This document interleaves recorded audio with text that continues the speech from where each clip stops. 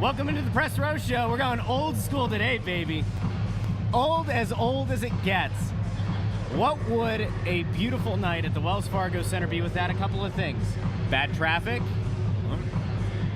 problematic parking, and our wire dying on our nice camera. That's a hat trick. That's the hat trick, which bodes well for your team, your town, your Philadelphia Flyers tonight. We're in action against the New Jersey Devils. A couple of changes. Carter Hart's back in net, but now something that people have wanted for a while is going to happen. Mark Stahl is out of the lineup. Igor Zamula is in.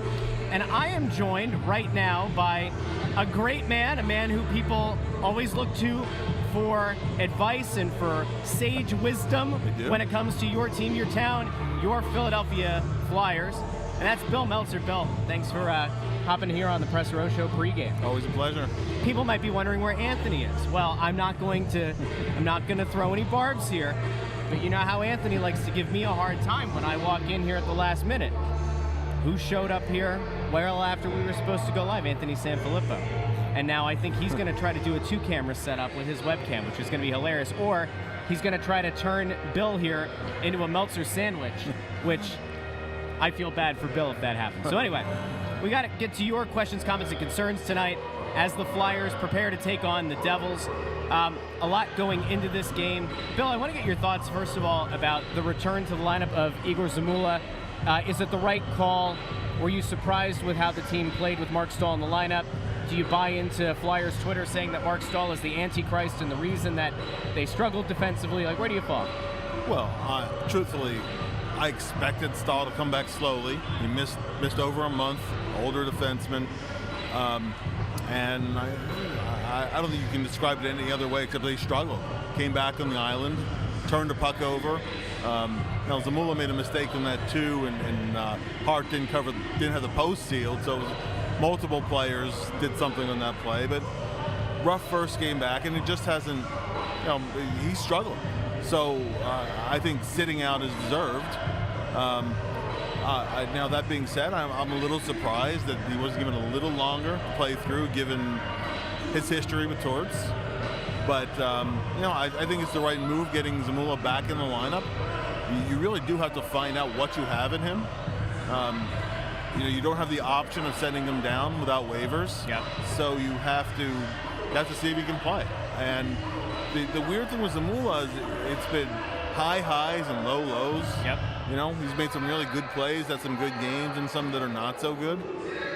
I think he's kind of learned what he can learn from sitting and watching upstairs. He's 23 now. You kind of have to know. You have to find out. So we'll see.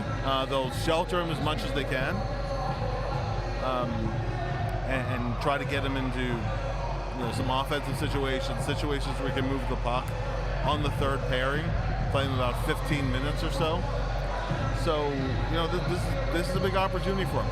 He has to show it now if he's going to show it. I'm now going to welcome to the program a man who is familiar with these parts, Anthony SanFilippo. You can find him on Twitter at AntSanPhilly. Anthony, nice of you to show up tonight. So happy to see that you're here and that you're committed. How are you? It should not take an hour and a half to go from Springfield, Delaware County to the Wells Fargo Center. Yet tonight, it did. This is true. Tonight it did. And you know what the biggest problem was, Bill? It wasn't really, I called Russ earlier. I told him I'd run into an accident, and then I went a second way, and I ran into a fire. So that kind of slowed me up just a little bit. But you know what the biggest problem was? What happened? As soon as we got down here, Tinseltown. Really? Where's Tinseltown? Tinseltown in FDR Park. Oh. The big Christmas thing. Yeah. There was a ton of cars pulling into Tinseltown. And it slowed me up by about 20 minutes just down here. I thought I would be here by about 6:20, 6:25. And I was like, oh, man, what a nightmare down here it is right now. Yeah. So. And you missed this little moment, but we went to go live. We set up some new equipment. Yeah. And intern Andrew looks at me with a floppy wire and goes, I don't remember this ever looking like this. And I was like, fancy that. So our wire's busted. Whether we'll have the nice camera tonight, I don't know. We'll find out. But if not, we got old school. And that's why you always bring extra equipment just in case. And that's what we're all about here on the Press Row Show, the #1 rated pregame, intermission, and postgame show this side of the Mississippi. And Igor Zamula's back in tonight. Your thoughts? I mean, you got to get him back in. I mean, I just heard what Bill was saying before you threw it to me, and he's spot on, right? You can't. You need to find out what he is. And yes, he's been inconsistent, and yes, they have. They probably don't think as highly of him as a prospect as maybe some other guys that they have coming eventually. But at the same time, you can't risk putting him on waivers, because if you do, he's going to get claimed. Somebody would take him. And so therefore, you can sit him out a couple of games. Yeah, you can work on things in practice. And you can play it. And like we said the last game, if Igor Zamula misses 15, 20 games this year, it's not hurting his development. Yeah. Right? So if there's things where he's not playing right and you want to work on stuff in practice in between and say, okay, you're going to sit out a game or two, whatever, that's fine. That's okay. That's actually part of development, to be honest with you. Yep. So I'm perfectly fine with them, having him on a yo-yo string for a little bit. He just has to understand that it's not because they don't think that he can play at this level. It's because they need him to start doing things a little bit differently at this level. Now, Bill, you are well known as being the Morgan Frost believer, and he didn't exactly have the best first game after the announcement that Noah Cates was going to miss significant time due to injury. We have to assume that he's going to raise his level of play. What is it that he needs to do now to prove that he belongs and to build up some equity here with John Tortorella over the next however many weeks that Cates is out to remain in the lineup? That's a question for Torts, because I don't know. when Morgan first got back in the lineup, I think last time I talked with you guys was during the 6-game stretch that he was out. He first got back in the lineup, and I wrote about it with video examples and with data to back it up. The game against Carolina, the 2 games against Buffalo, he created eight grade A scoring chances in 3 games. Okay. Now, nothing happened to go in the net. Konecny didn't finish them, Forster didn't finish them, and Frost created a couple for himself that he didn't finish. But that's a ton of scoring chances he was creating. Then they had the game here against LA. Yep. Got shut out in that game. Almost scored, actually. It was the weird game where they had him net front on the power play, which is all wrong for him. Yep. He's a distributor. But then he sat out in San Jose. And to me, based on his body of work over the previous week, should have been about the last guy sitting out.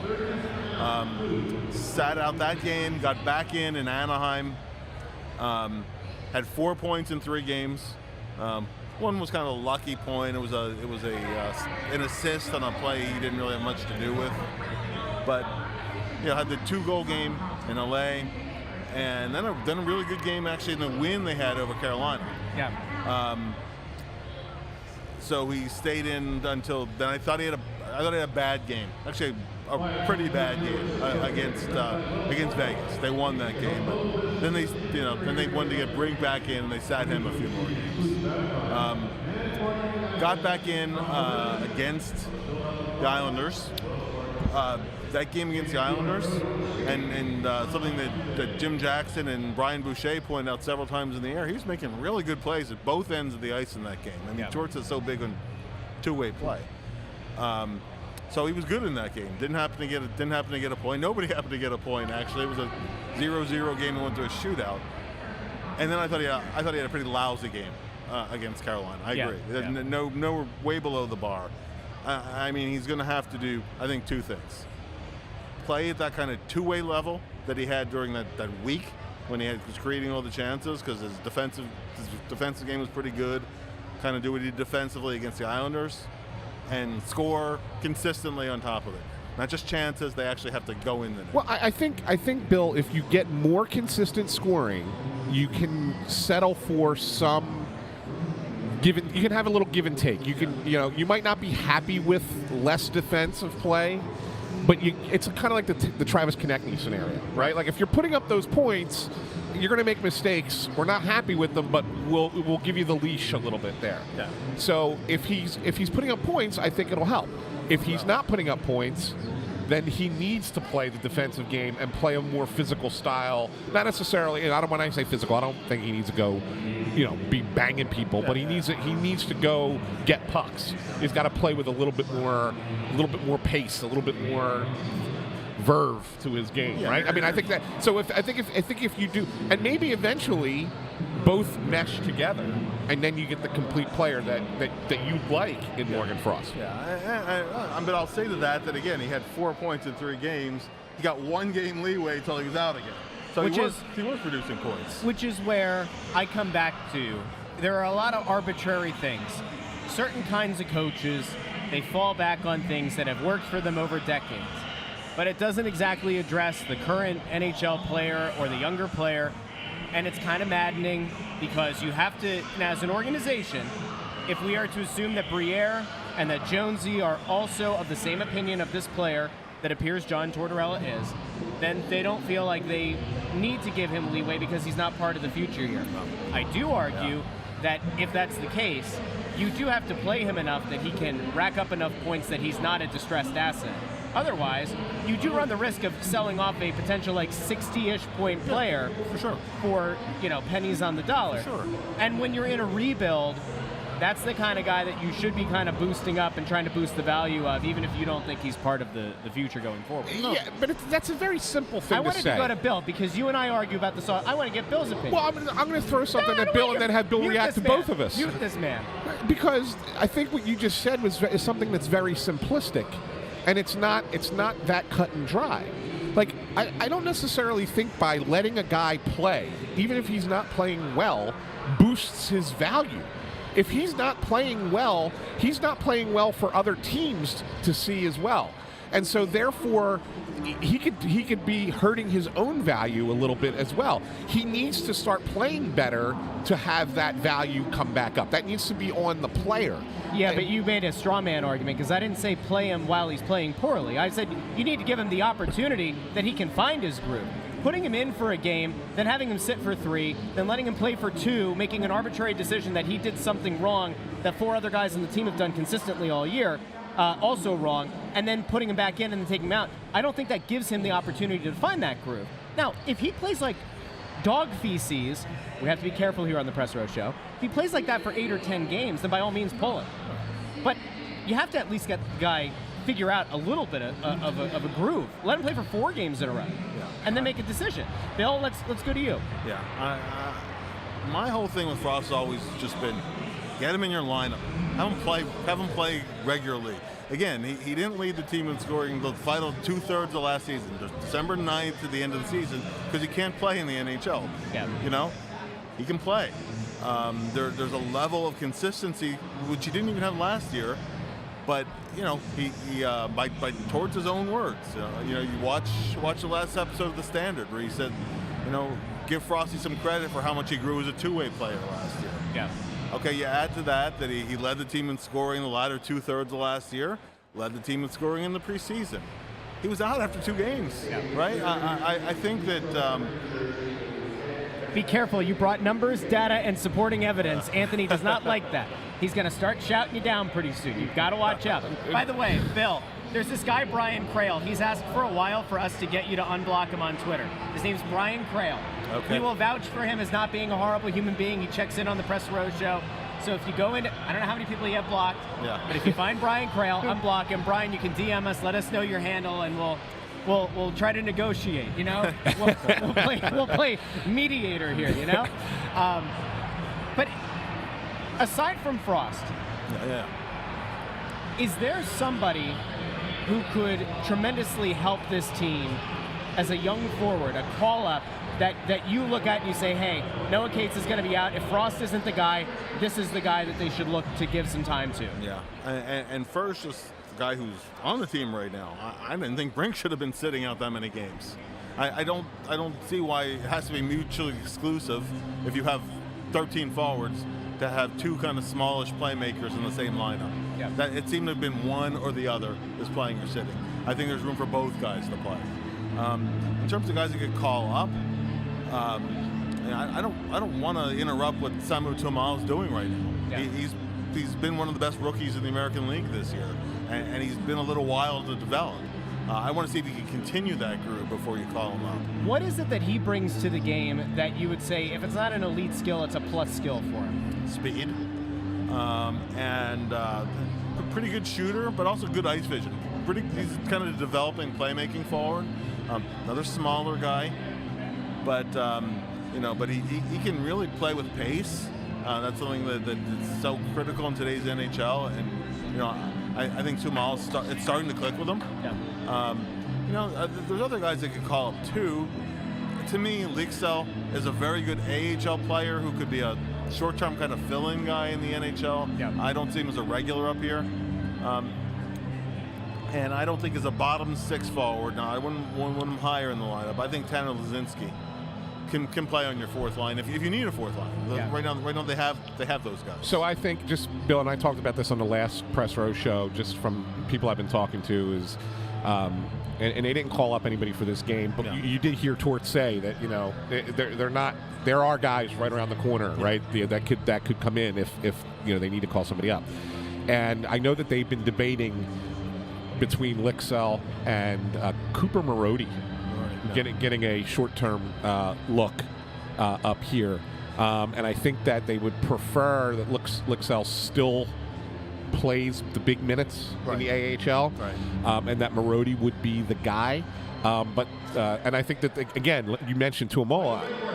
He's another player who I think that they feel like needs to continue down there in the A and continue to develop, because again, the AHL exists as a developmental league, and that's where these guys have to reach an NHL baseline. Yeah, I don't.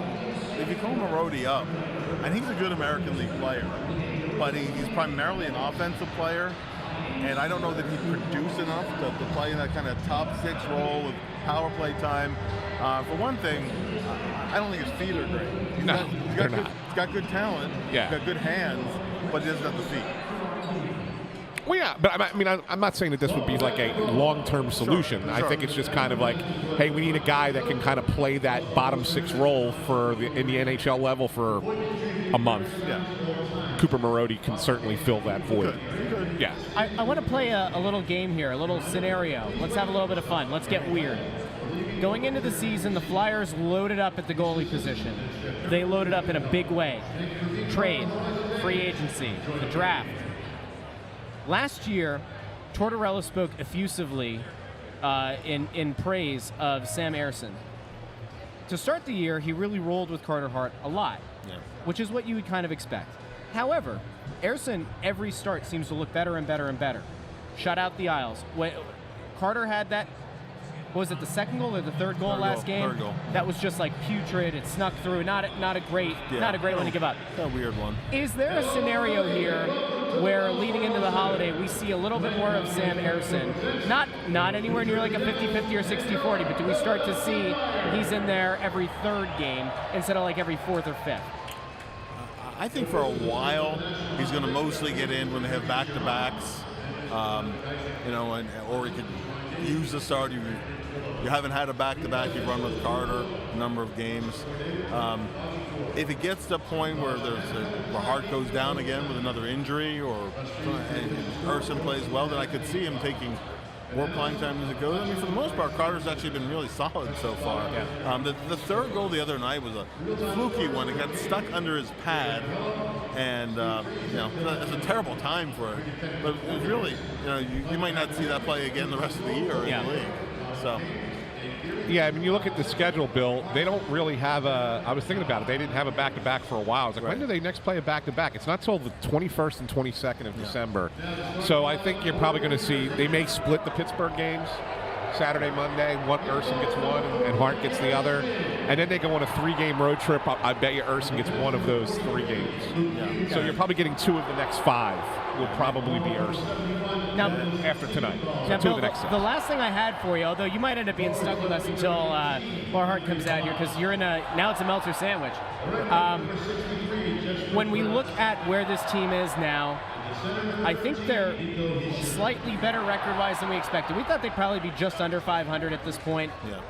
When you look ahead to the month of December, which, holy crap, it starts tomorrow, the Flyers play very few games in the comfort of the Wells Fargo Center. January is a big home month, but December is a massive away month for this team.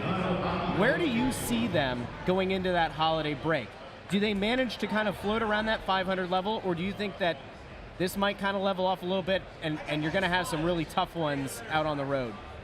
I don't see a big losing streak. I don't see big winning streaks either. I think they'll be kind of around hockey 500 for the month. Some of these kind of games you go into like Arizona. That's a game that even though Arizona's improved, I would figure the Flyers ought to win. So if they win the games they ought to win and pick off a couple of the other ones, I could see them still being, again, around hockey 500 as you go to Christmas. Yeah. And if that's the case, now Danny told us on pregame the other day that he does not see a scenario where he ends up being a buyer. Yeah. But if they are at 500 going into the holiday break, Ant and I have very different opinions on this, but let's even take it past the holiday break. You're getting closer to the trade deadline. Thank you. You're getting closer to the trade deadline. I was ready to kill you. And they're, excuse me, you can't say that on the Press Row Show. No violence. If they're close to 500 at the trade deadline, are you a buyer at all? Let's start there. No. Okay. Does the organization owe it to the players at the deadline to keep the team together and let them try to ride it out and figure out if they can make the playoffs or not? Or should they still stick to the idea of the rebuild and try to sell off some of the vets, especially the ones they acquired in the offseason, and try to get assets for them, regardless of if they're bubble-ish playoff team? Yeah, and I don't think you go full fire sale. Yeah. But I do think that if you can get some assets for expiring contracts or whatever, you have to do it. You have to do it. Now if they get to the trade deadline and their heads are above water, even if they're in the bubble, then I think they might kind of stay with what they have and say, yeah, you owe it to the players to take your best shot. But I still think they're going to end up being at the wrong end of the bubble, maybe conceivably in the race. So I do think they end up selling. Yeah, and I agree with you, Bill. But what I think where Russ and I were in the disagreement part was when I said they were in second place, was it last week or a few days ago? Yeah. And I said, if they're in this spot come the trade deadline, you're in second place in the Metro, you can't sell off guys. You have to let you would lose your players. Yeah. Because of all the time and energy and effort that they put in to get into second place in March, that you would lose them going forward. That their work and their effort doesn't matter if you're selling for the future. Sure, and they talk to guys in other teams too, right? Right, exactly. Yeah. So exactly. But nobody other really than the Rangers that got hot. Right. Somebody's going to go on a run here. And, I think they'll be hanging around that 8th playoff spot. I agree with you. I think the team that's going to get hot is the team they're playing tonight. I think I want to see here. I'll hit you with one more. So I saw this by HC. Flyers will end up with the 13th pick in the draft. In just talking to a few different people who kind of do a little bit more of a deep dive into the draft and especially into prospects than I do, there seems to be a consensus that there's probably 2 or 3 guys that are top-ish, top-tier guys, not franchise cornerstones, but top 2 or 3 really solid players. And then the disparity between, like, say, pick number 4 and, like, 15 or so really isn't that big of a drop. That's right. Is that kind of where you're looking at it as well? That's correct. You have Celebrini, Yzerman, and they'll be the top picks most likely. Certainly Celebrini. But yeah, this last year's draft was most definitely deeper than this year's. Let's say the Flyers, they pick 7th, right? Let's say Michkov is already off the board. Yeah. Then you could go for Dvorsky, or you could go for Ryan Leonard, who are both going to probably be good NHL players. Yeah. And could have ended up with a pretty good defenseman. This year, there's some decent prospects, but it's not as deep, and the top end is not as deep. Yeah, they're all look. They're going to get an NHL caliber player For sure. whether they pick 7 or 12 or 15. You're going to get an NHL caliber player. Just at what is their ceiling? Yeah. And it's not going to be a star. No. And there's only even guys like Celebrini and Yzerman, while they are a little bit higher ceiling, they're not considered generational by any stretch of the imagination. No, for sure. But you have those assets, and listen, if you go, what have been the Flyers' best first-round picks in the last 20, 25 years. Giroux was taken 22nd overall in what was not considered a deep draft. Right. Right? Gagne, 1998, not an especially deep draft, 22nd overall. Justin Williams was a late first-round pick. So sometimes you get a little lucky. You do, for sure you do.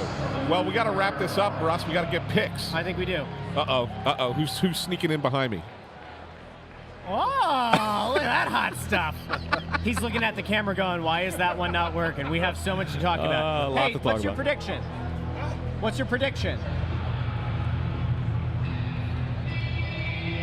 4-3 Flyers. 4-3 Flyers. Wow, Bundy picking Bundy the says Flyers. 4-3 Flyers. And? I think it's a higher scoring game. Wow. I do. I think the Devils have broken out the last couple games, got some offense. But teams have been able to score on them a little bit, too. All right, so go ahead. So I'm going to go 5-3 New Jersey. Ooh, I was thinking the same. Bill, how about you? I was thinking 3-2 Jersey in overtime. Wow. Intern Andrew. I like that. Intern Andrew says 4-3 Jersey. Where are you going, Russ? See, now Russ is going to maybe I'm going to go Flyers. That way I can gain on them if they get it right. No.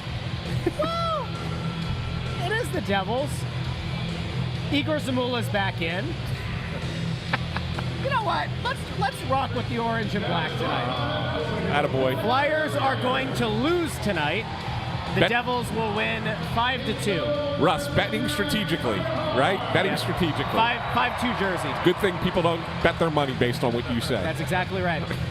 Thanks for checking into the Press Row Show. I can promise you that between now and when we see you in the first intermission, I will make some heads roll. Hopefully we will find a wire to get our nice camera up and running, but it kind of felt nice in a way to bring Bill Meltzer back on, to go old school with the webcam. We still have the nicer audio, but to go old school with the webcam like back in the old days of the Press Row Show. So Bill, thank you for coming on. Anytime, Where can people find all of your wonderful written content?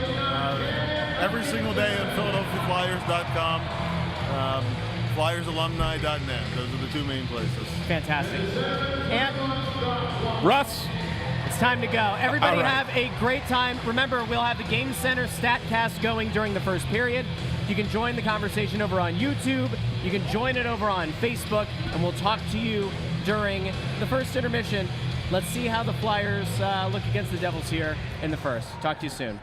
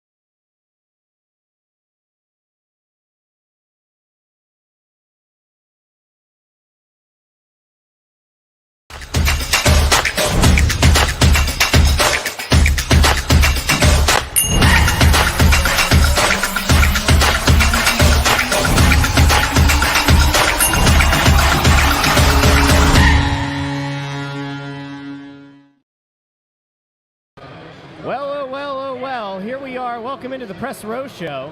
3 separate cameras. Have we gotten a new wire? No, we have not.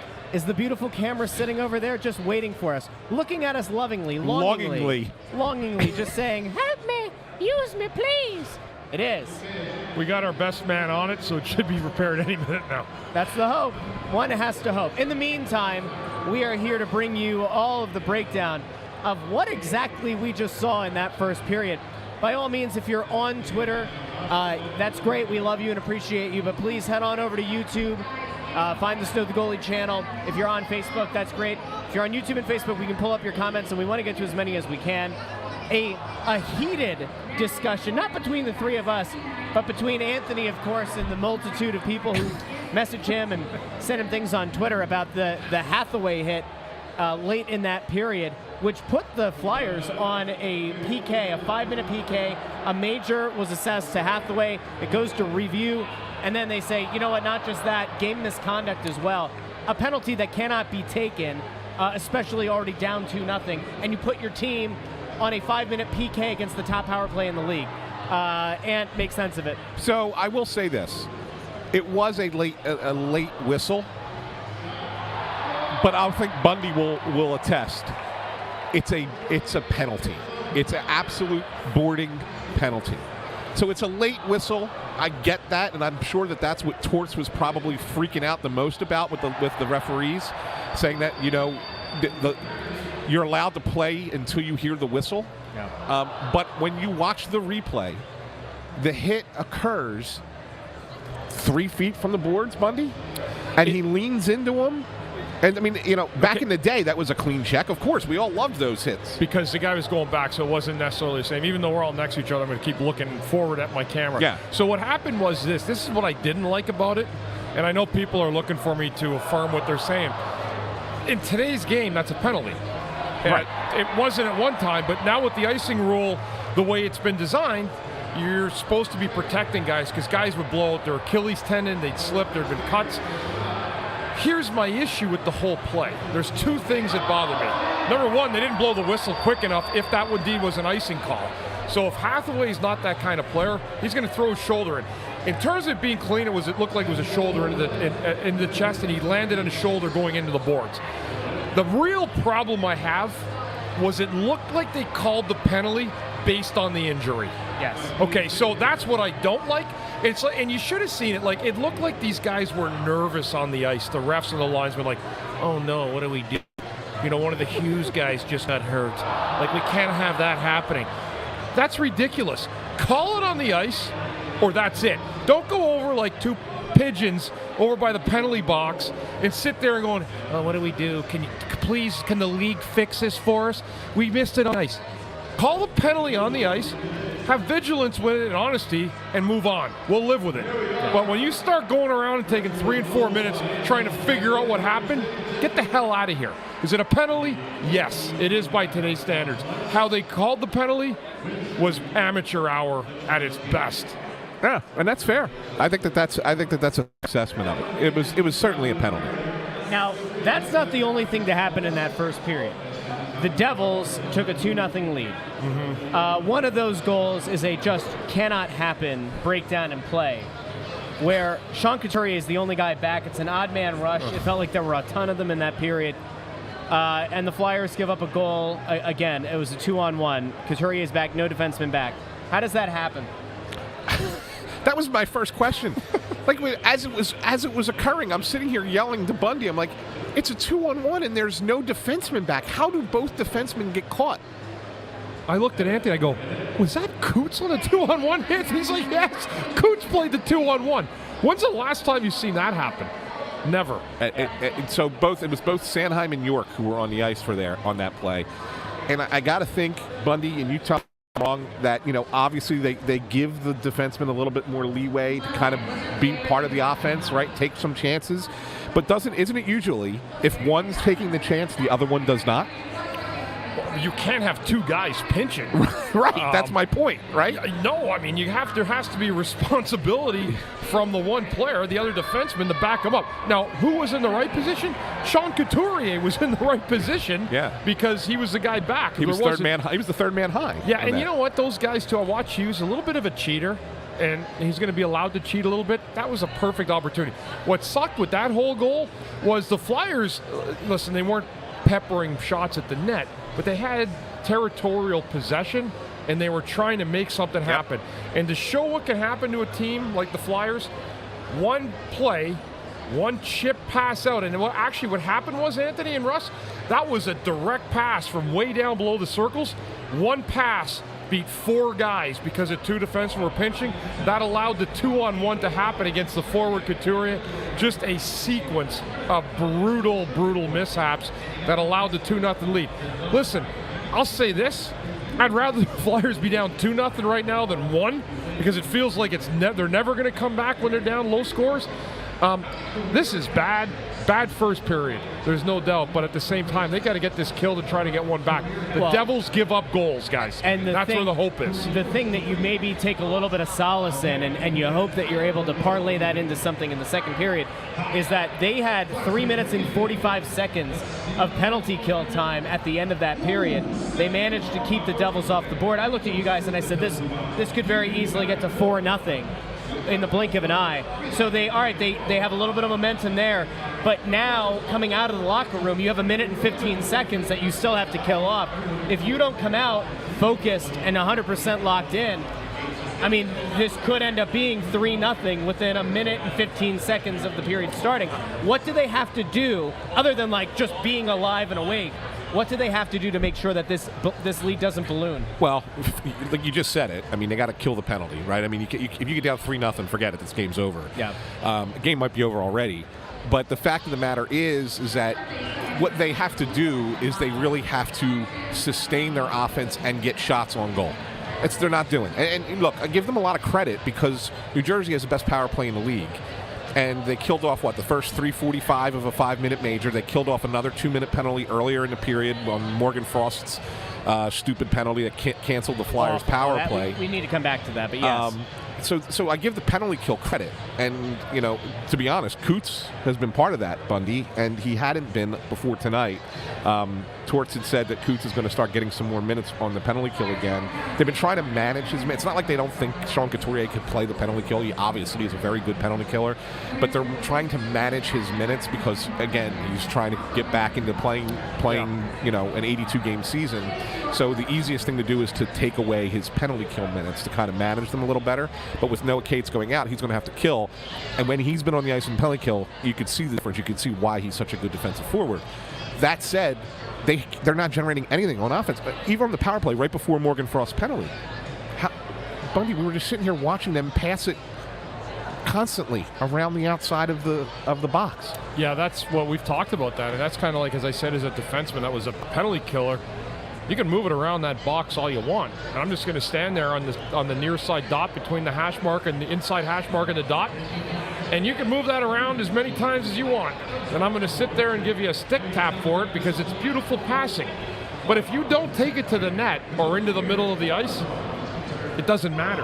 It doesn't matter what you can move it around the perimeter all day long if you want. But it's never dangerous until you decide that you're going to try to execute in the middle of the ice, and that's where you make defensemen uncomfortable. The Flyers don't make defensemen uncomfortable on the other teams, on their own power play, other teams kill. And they have to do a better job of figuring that out. I don't know how. They're lacking skill on this power play. That's one of the reasons. But at the same time, you've got to try to do something. You can't just move the puck and call it appreciated passing. Yeah.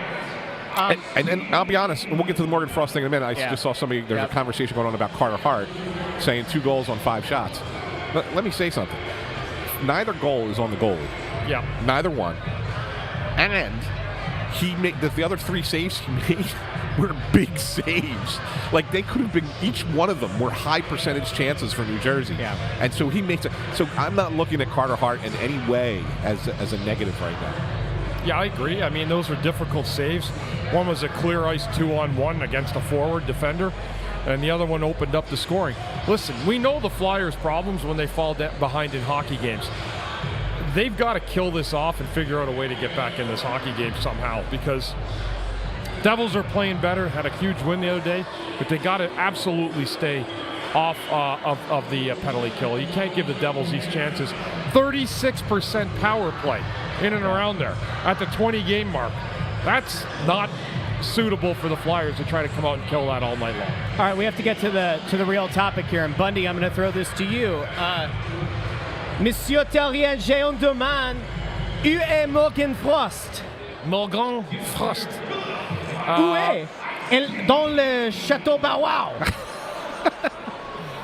Oui, he is in the Chateau Bow-Wow. Absolument. I mean, again, listen. Woof, woof. It's not even the way he played that period. I mean, it wasn't good. It's the penalty. Like, you don't move your feet and you put your stick in a guy's feet and he's going to trip him. Yep. That's going to make the coach crazy. It happened last game. So On the power play, no less. on the power play, you killed off about 40 seconds of your own power play with a lazy penalty.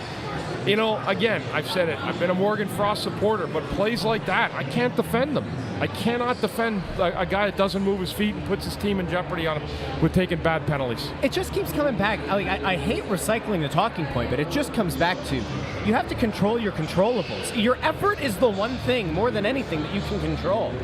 And when you make a play like that, which is a lazy play, and you know you can make a case that's a boneheaded play, but really it's a lazy play. He's being gifted a chance because Noah Cates is out. You know, like, he's had a path cleared for him. Just go out and do the right thing. Play the right way. Bill Meltzer, the #1 fan of Morgan Frost, was on the pregame show. This side of the Mississippi. This side of the, not the other side. And Bill said he played a bad game against Carolina. There was no defending it. You can't make mistakes.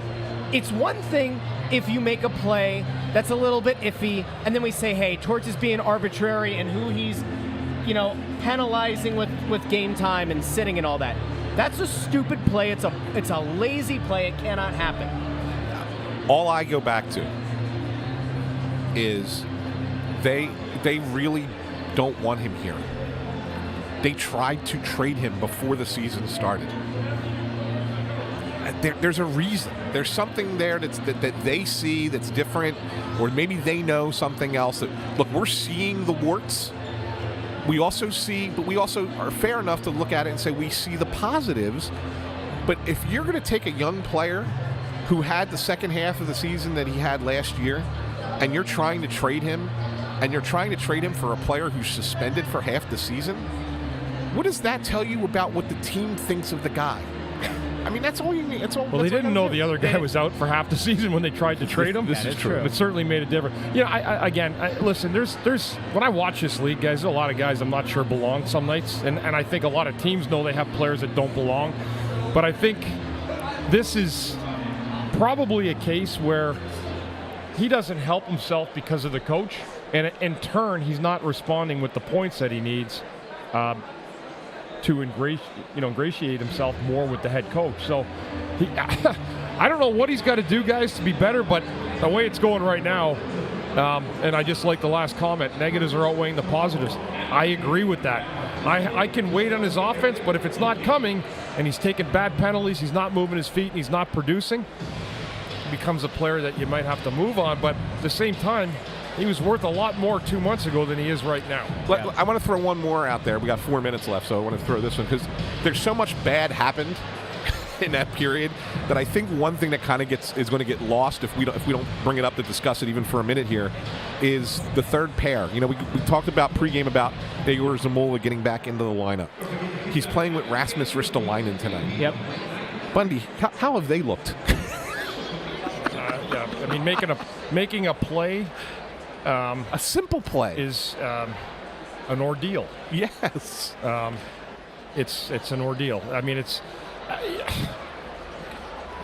just go back and make a D-to-D pass and hit the winger. They're like, I mean, remember the one play we looked, they go, watch this sequence? They made like 2 long passes, neither of them hit the tape, and then the final play was a pass by Risto, and he iced it. Yeah. Yeah, I mean, it was bad. I don't think it was an icing. It ended up being a turnover into the zone, and then the Devils just gathered in their corner with no pressure.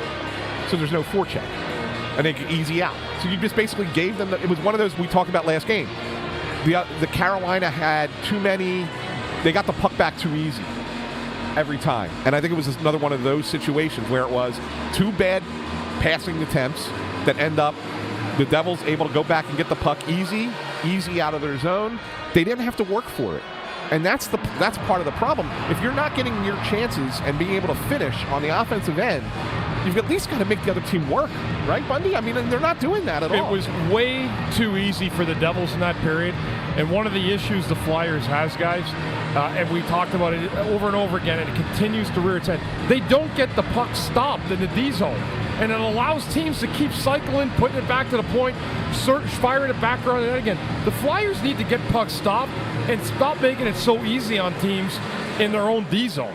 And either step it up, get it sealed with a real determined effort, or let the next pair on the ice. Because right now, you want to find the synchronicity in the game, and there's no such thing that exists for the Flyers right this moment. Bundy's been using a bunch of SAT words tonight that's making me uncomfortable.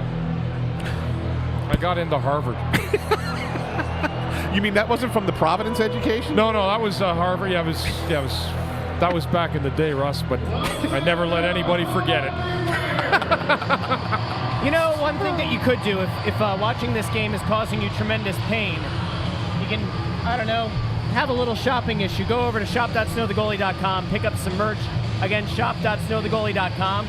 If you were out there supporting Torts as he was losing it on the bench, you can get your I'm a Torts girl, I'm a Torts guy shirt, the orange and the black. Get the Bundy Bomb shirt. Go out and get your Coots shirt. He had some good plays there defensively. He played well there in the first period, yeah. And then, of course, we have a bunch of the best sellers are up there as well. The logo, the Bundy Butte shirt, Mishkov Mania, the crest. You go to the new revamped shop.snowthegoalie.com where you can find all these beautiful little drop-down menus. There's a ton of stuff in that store. So and I hear that there's a new one coming? There is. The Good, the Bad, and the Bundy. It'll be on its way very soon. You want to get your orders in before December 10th so that it's in time for Chris Mahana Kwanzaa. Well, that's the only. Let's put that guarantees that it's in time before Chris Mahana Kwanzaa. That's exactly right. But there is a chance. Don't not order it after December 10th because you still might get it in time. Exactly. It's just not guaranteed to be there. All right, it's time for us to go. We will be back in the second intermission. Talk to you all very soon.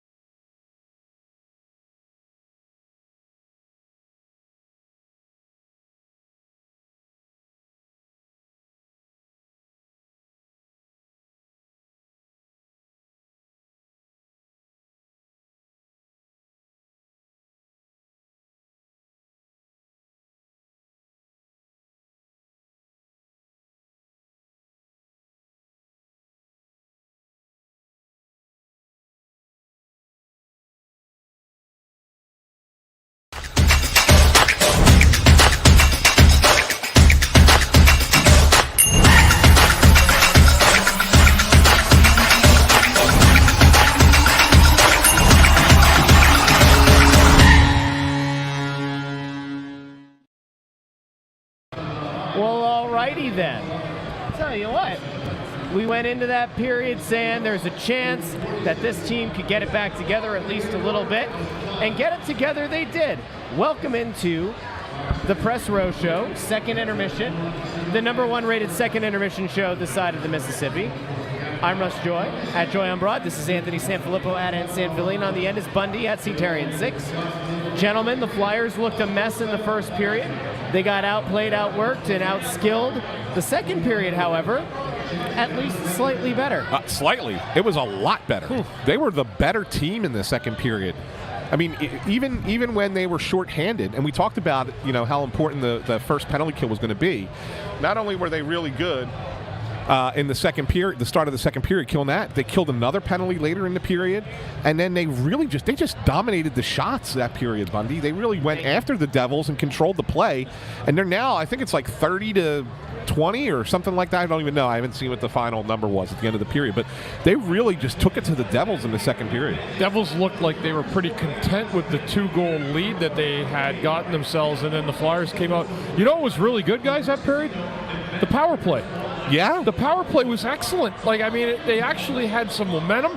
They didn't score on one. I was sitting with my old buddy John LeClaire for a few minutes up in the other side of the press box.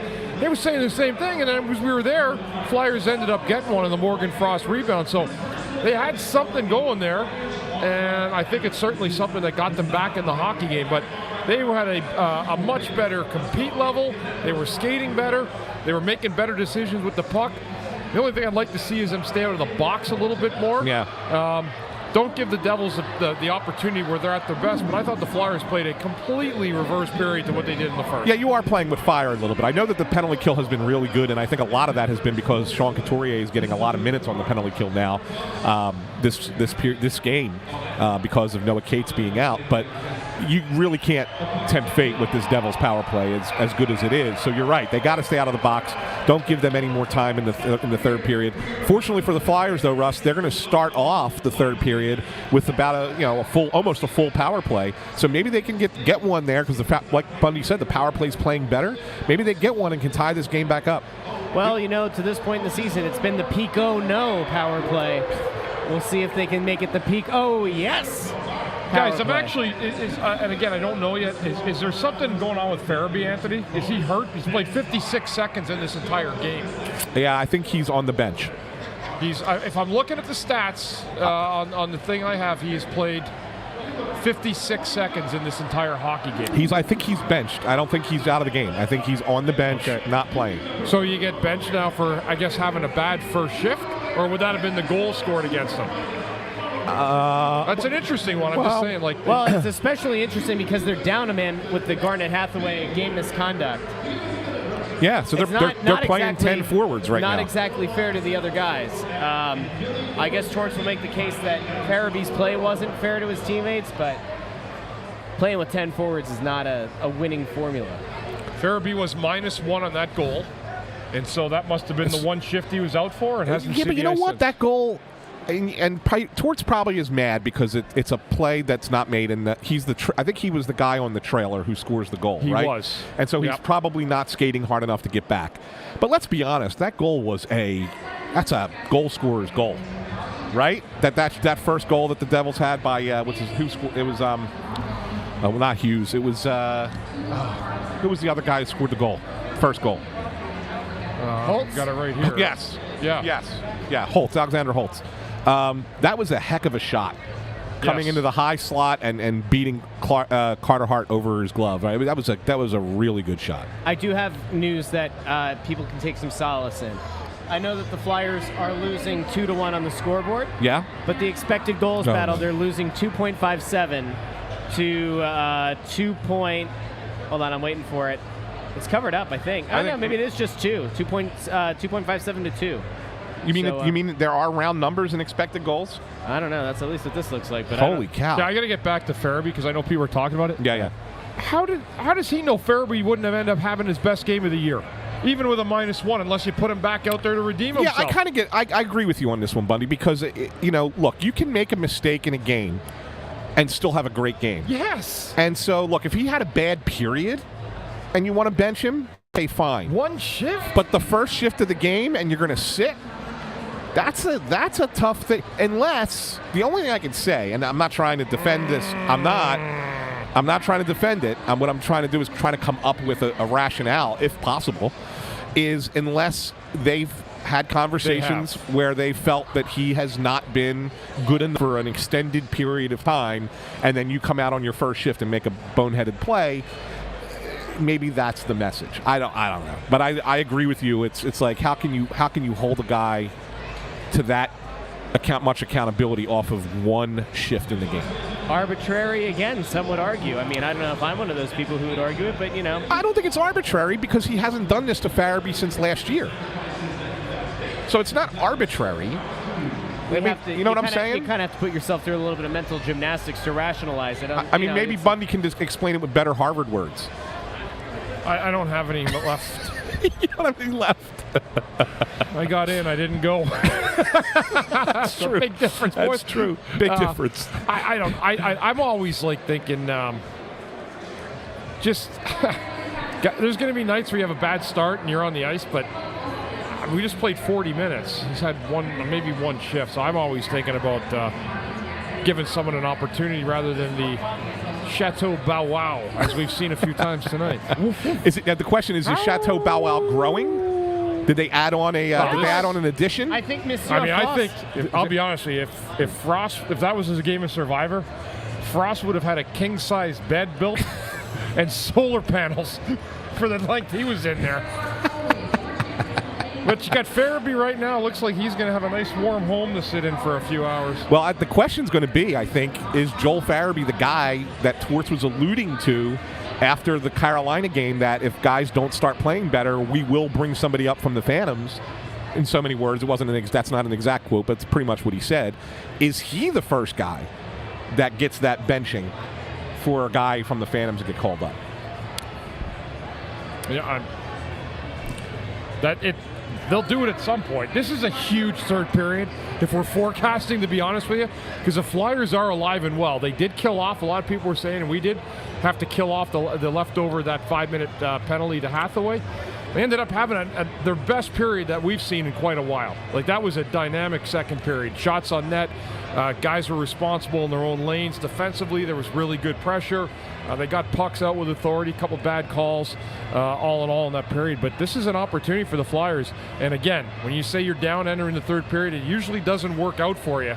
But I do feel like in this hockey game, there's a little bit of an opening in that window for the Flyers to keep the Devils on their heels heading into the third. You know, there was a good point here, and I hope that it gets pressed on in the post-game presser. So we're going to put this on Ant because he'll be down there for the press conference. Oh, good. But, you know, Trevston93 brings up something that I think is just a problem in general. It's one thing that I just don't understand. Torts worked in the media. Like, Torts, when he got out of coaching, he was an in-studio analyst. He understands how the media works. He understands how to manipulate and how to, you know, kind of get people under the thumb. I get it.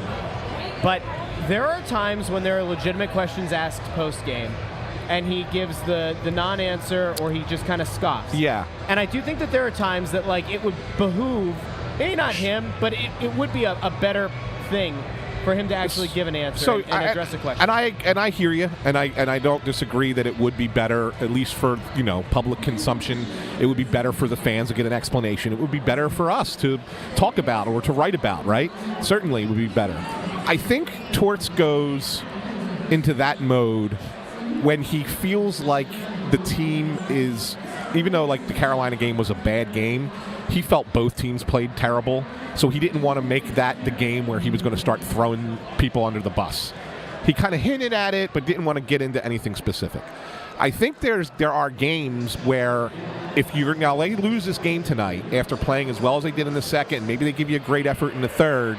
This could be a game where Torts gives you that answer, because he will identify, say, look, we had 17, 18 guys going hard and playing their butts off.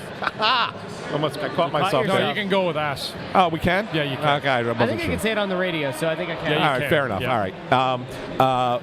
But that maybe there's one or two guys who were passengers, and maybe he will call them out by name. I'm sure he's going to be asked about Farabee, and he may give you something. Maybe not a lot, but I think he might give you something. Well, you know why you listen to Snow the Goalie? Why is that? Because when Torts doesn't give it to you, we will. We'll tell you exactly what he's thinking. Yeah. And that's true. I mean, he comes out and says no comment. We know exactly, and the fans, for the most part, know exactly what he's talking about anyway. So, listen, there's 20 minutes left here. The Flyers continue to have a great 20 minutes and play the way they did and get a win. We're not talking about the first period anymore after this game. This is a good question by Manny. Can Walker play center? You know what, though? He had a nice play in that period to break up a play defensively, but then on the way out, he made a bad pass, and the Devils got the puck right back and went back in. So it was almost like feast and then the famine right after on the same play. Soulless 63. Farabee was benched for back talking. I'm close to the bench, and Farabee made fun of Torts' beard. Yes, I'm sure that's the reason. I'm absolutely sure that's the reason. Oh, boy. That's good stuff right there. Oh, it's fantastic. That's fantastic. But yeah, no, but otherwise, Russ, I think that was a bench attached. That's the lower body injury, right? I think that was one of the better periods they've played in a few games. Totally agree. Yeah, I mean, really, all around.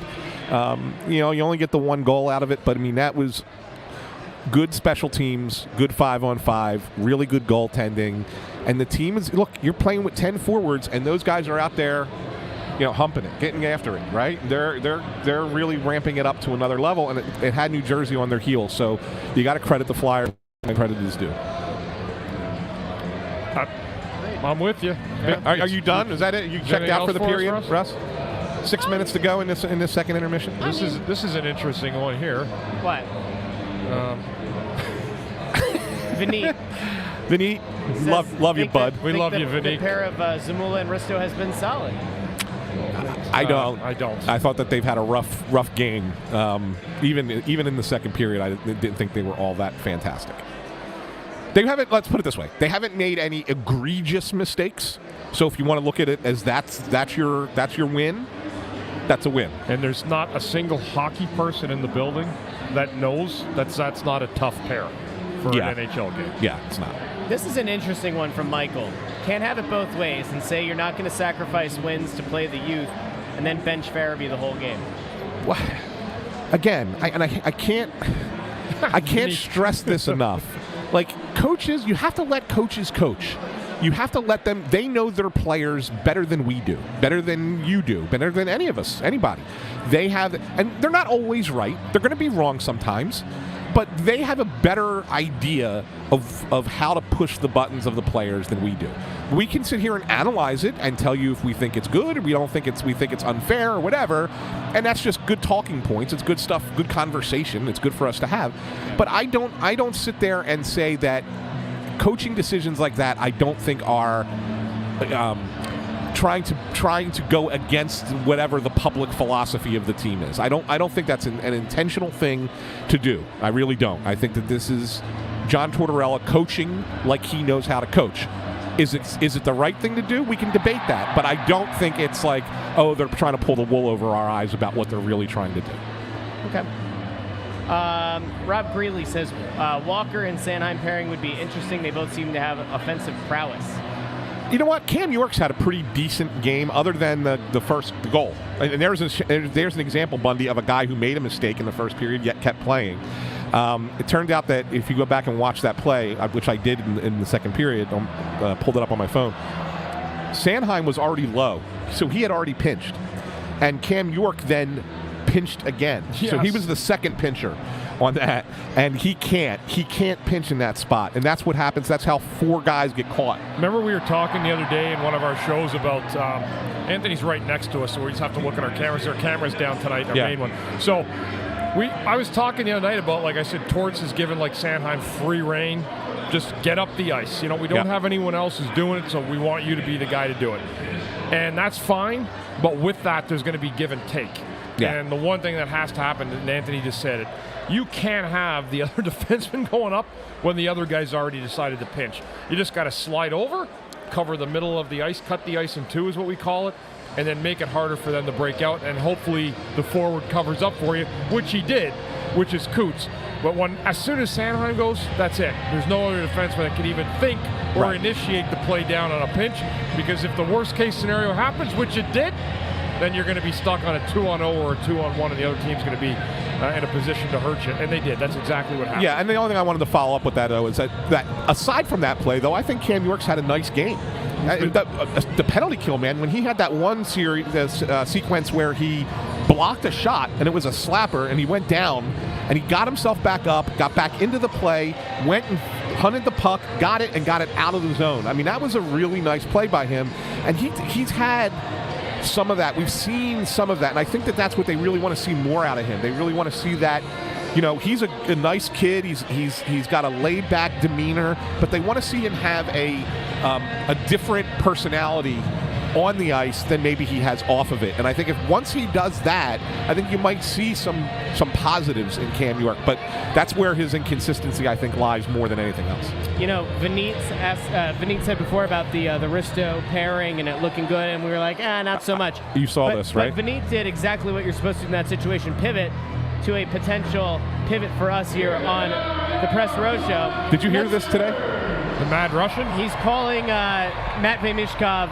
He's not calling him. Well, Torts is calling him that. That's what I'm saying. Oh, yeah. Yeah. Torts calls Mishkov the Mad Russian and said that the goal is to have everything ready and have the players playing the style ready so that when Mishkov comes over, it's a seamless transition. Yeah, but now, instead of saying Mishkov, he said when the Mad Russian comes over. Now, do we have a Mad Russian shirt yet? Not yet, but what we do have, of course, is an entire line of Mishkov Mania products over at shop.snowthegoalie.com. You can go over there and right there, boom, Mishkov Mania. You can get a mug, a nice hoodie, a hat, a toque, the fitted shirt, a regular shirt.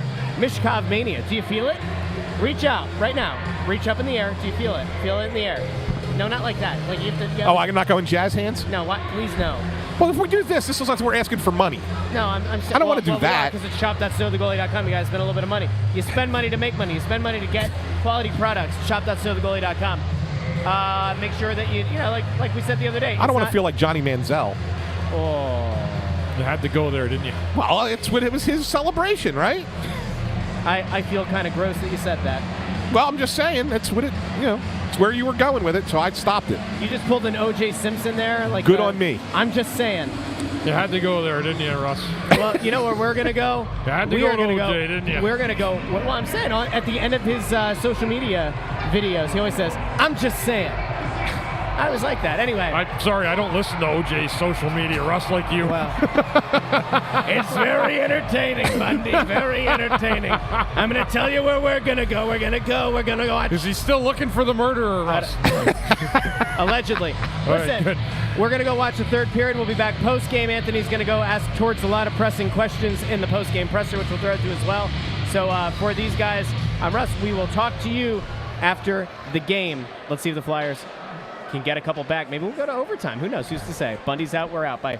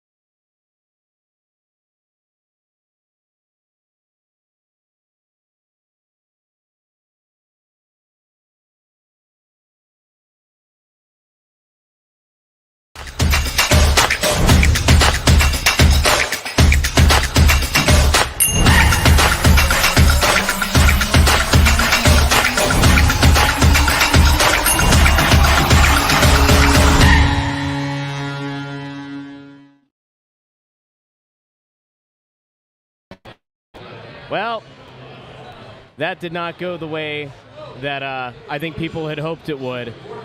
Flyers lose in overtime 4-3. On one hand, you're happy to see the game go to overtime. The Flyers work their way back into this one.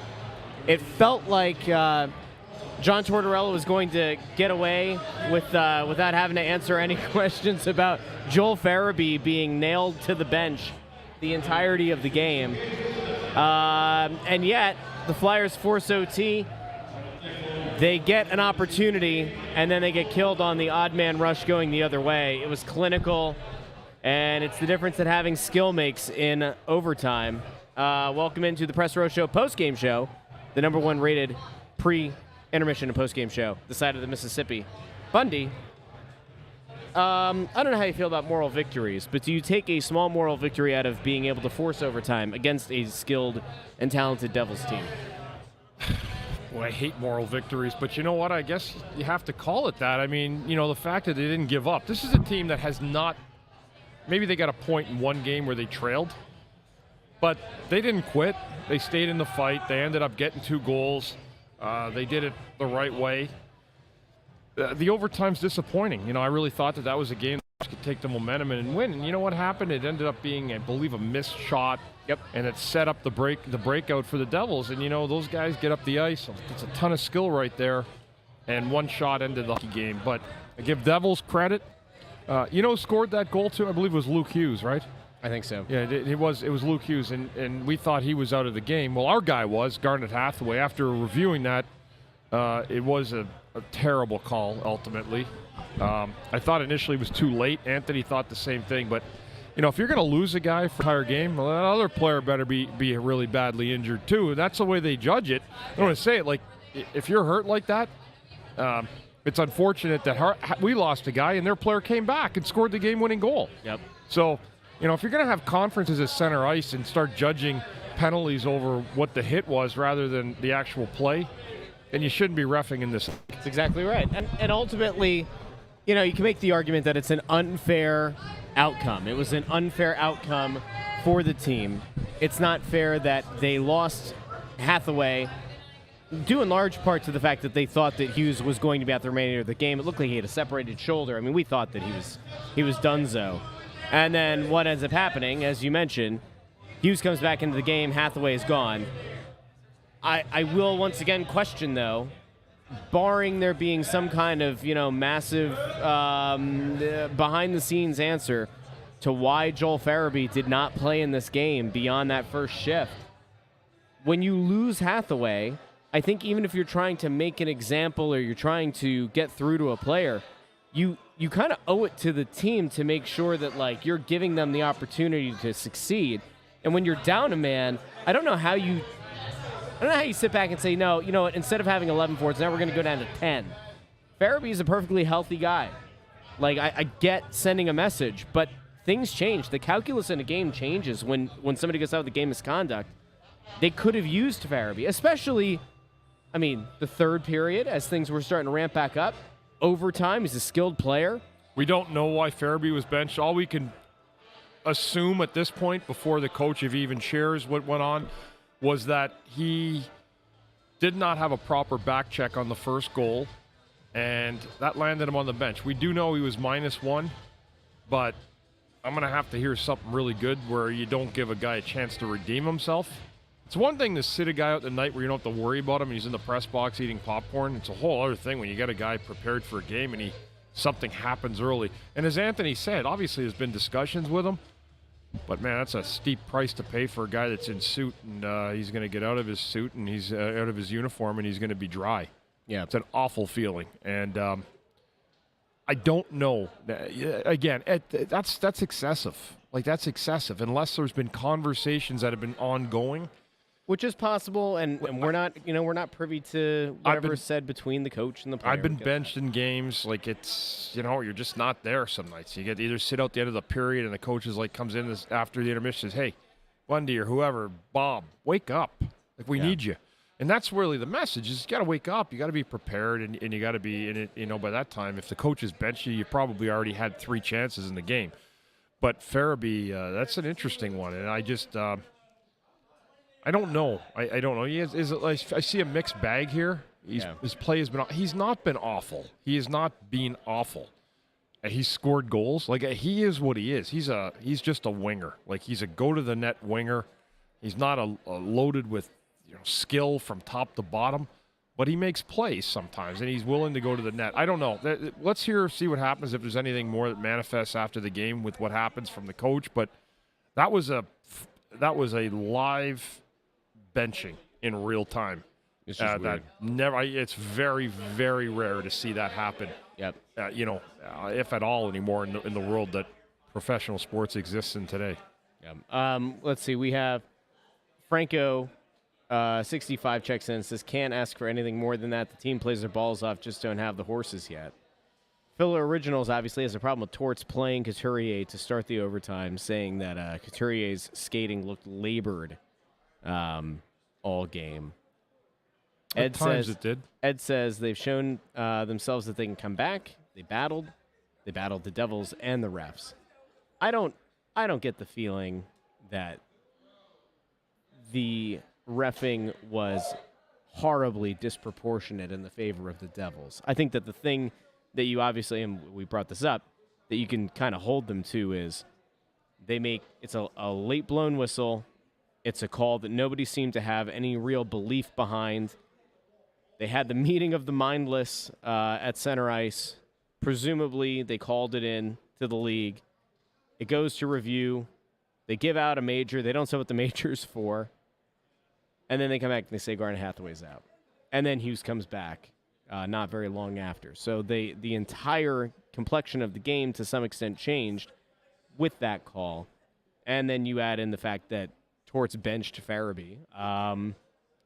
It's not the game that I think a lot of people expected. Going to bring his ice time average down, that's for sure.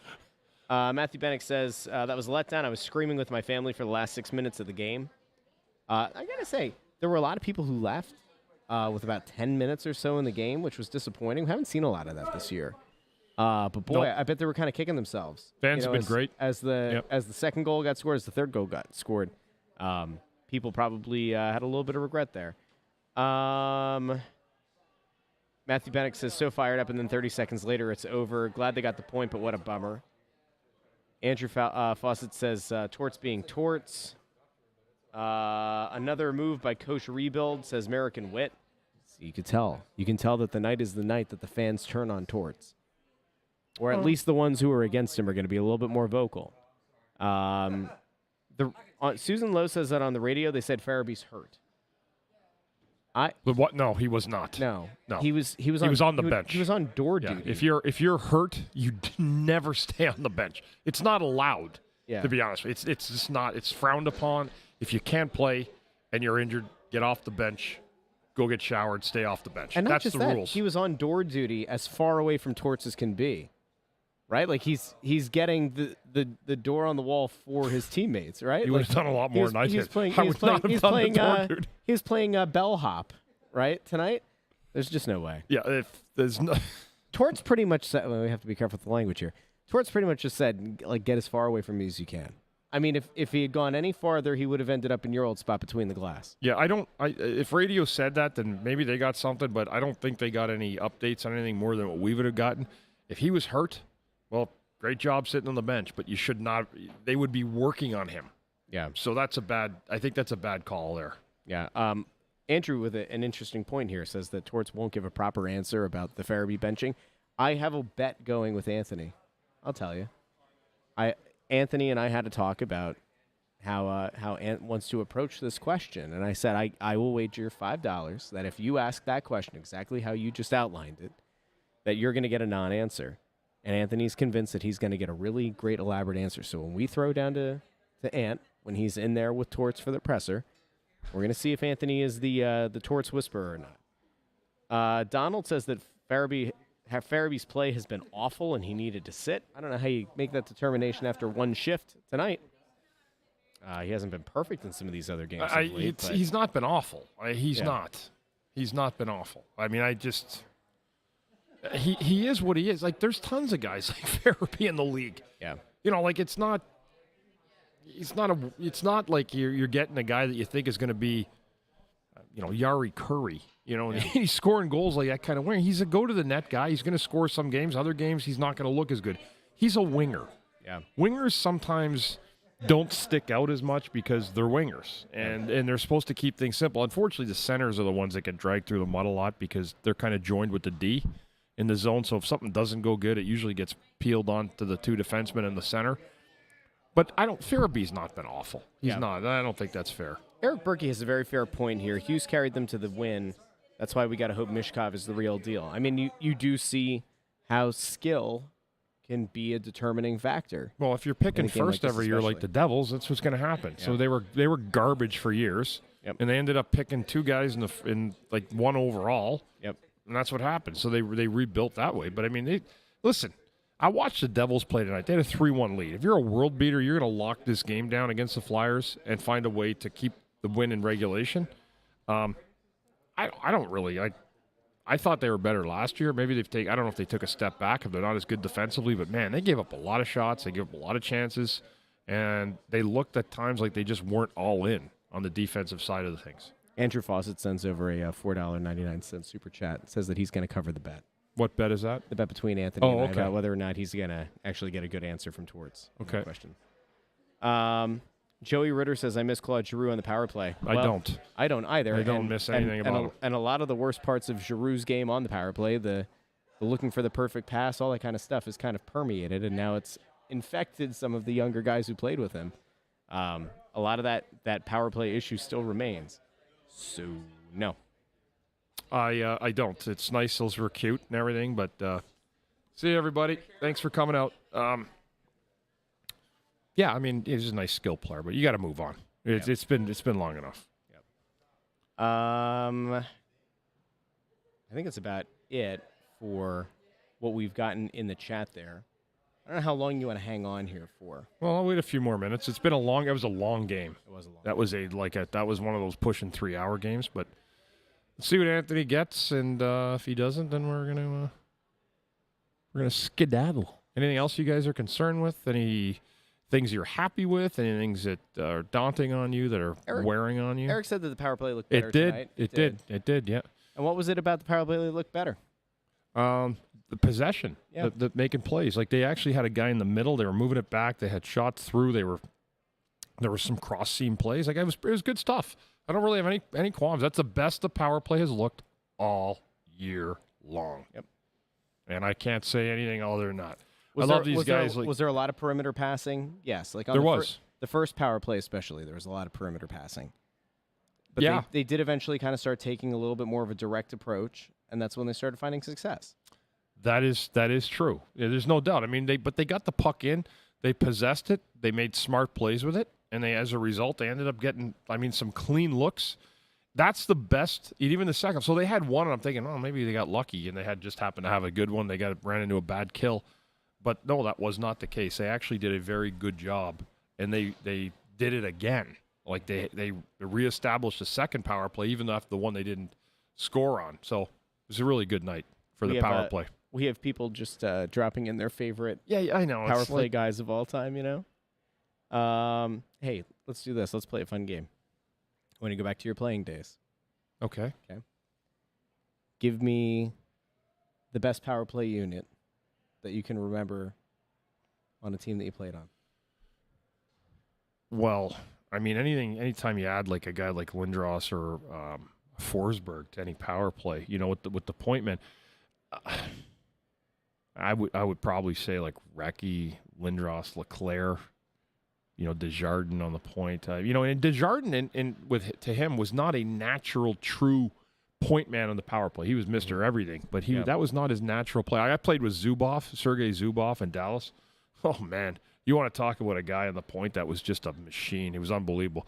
John Leclerc, I was talking to Johnny about this earlier in the game, and I went and sat with him for like 15 minutes in the press box there. And he was saying, again, in the league today, like I told him, I said, if you played in this league now, you'd score 65 goals. I have no doubt about it. Yeah. Nobody would touch him. Like I seen this guy get beat and beat and beat in the 90s. Cross checks in front, whacks and whacks. Now he would never get touched, and he would just abuse any defenseman that tried to come at him. I was saying, I see Mark Howe, great point guy. But that's the key. The key to the power play is the point man. And if you get a guy that's incredible on the point in the power play, you can change your fortunes. It's nice to have those scoring wingers in front. You need a big side of beef in front of the net. I've always believed that. Yep. It's good to have a guy like Drew that can make the plays like that. But that, to me, is the success of a good power play. Never comes from the half board. It always comes from the point. Yep. So, again, Rico was awesome. He was an awesome defenseman. But I'm telling you, he was not a natural, true point guy on a power play. Yep. Greg comes in here with an interesting take. Frost looked good tonight for the most part. He took 2 bad penalties, especially the one that was early in the game. He did find the back of the net. It was a goal that wasn't necessarily skill as much as being in the right place at the right time. How do you evaluate Frost's game tonight? Is he back in the lineup in the next game? Does anyone know? Yeah. I mean, he's back in because look at the end of the game tonight. Yeah. He's on the ice with the 6-on-5. Yeah. Here's a guy that's gone from the Chateau Bow Wow to the Waldorf Astoria in just a very few short moments, right? He's moving on up to the east side, moving on up to a deluxe apartment in the sky. Okay, that's enough. There we go. All right. We're still waiting on Torts. This is what we do while we're waiting. I know. I don't think it's Torts is coming out. There's the Billy Joel song, too. There's the Moving Out song. We're not going to do that. No, it's called Anthony's song, though, which is funny. We make it about our dear friend. We're still, so we can see the bottom of the screen here. They can't see it. They can't see us. Here, actually, I'll pop it up here real quick. This is what we're looking at. This is what we're looking at. There you go. Yeah. So, like, when there's intern Andrew. Someone gave us the finger. That was a thumbs up by intern Andrew. He knows better. He knows better than to flip the bird here. But we're waiting on Torts. Bundy, we can do this. Like, we can keep it up here. So, intern Andrew, you be careful there with your appendages, with your phalanges. We'll keep the podium there for a little bit. Although it looks like nobody's sitting down, so I assume that means that they're still in the locker room. So Ant's probably trying to effort some information. We'll keep going over here. If you have questions, comments, and concerns, obviously drop them in on YouTube and on Facebook. If you're on Twitter, we love you and appreciate you for checking in because you're amazing, except we can't pull your comments up here.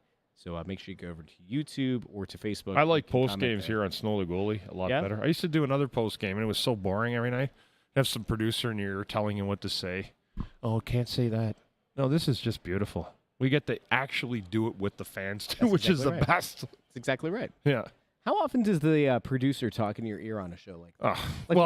What is there to say in your ear? The producer that I had for postgame here, Joe Ford, he was the best. Joe Fordyce, I got to love him. He was unbelievable. Mm-hmm. But then if you had like a game, we had like a bunch of clown producers, and they would just be like more worried for themselves what you're going to say. Wow. I'm just trying to cash my check here. It's all good, but you know what? I didn't like the fact that they kind of like try to tether you in terms of what their opinion was. Yep. Like the one thing you look in hockey, they get these hockey producers that never played a game in their life, but then they all think that they can go be analysts after. Yep. It's really great. Like I have no problem. There's a lot of people in the world that know tons about hockey. Our fans do. They know the sport.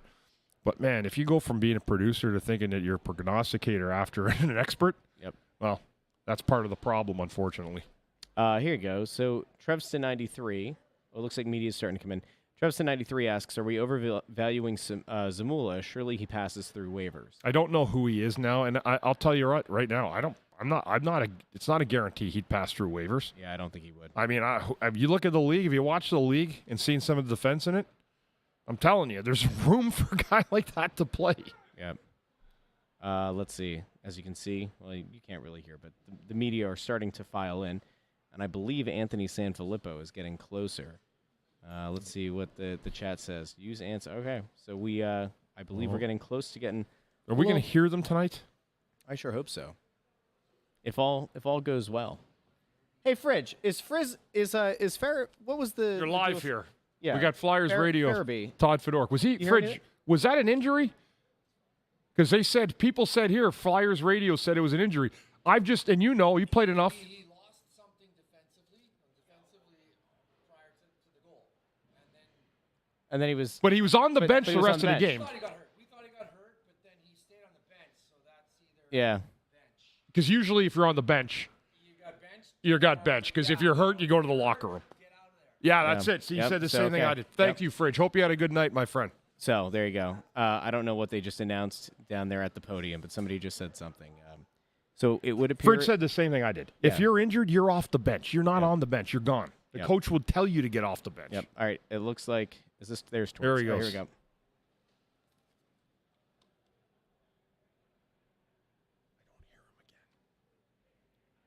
Check your sound settings. Hit settings. Hold on.